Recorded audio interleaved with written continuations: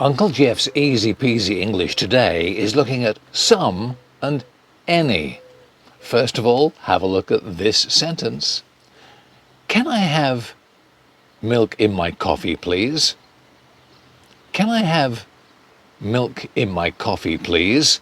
Two possibilities, some or any. Which one do you think fits? Can I have milk in my coffee, please? And the answer? Some. Why? Because the sentence has a positive feeling. Can I have some milk in my coffee? You want some milk, it would be nice. So, a positive feeling, and most of the time in English we use some for a positive feeling, any with a negative feeling. So, the sentence has a positive feel, so the answer, the missing word, is some. Can I have some milk in my coffee, please?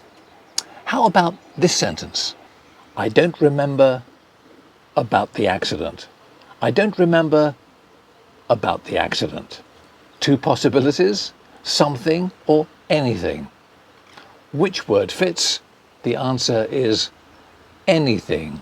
Why? Because the sentence has a negative feeling. I don't remember. I do not. Don't. I don't remember anything about the accident. So, negative feeling, use the word with anything.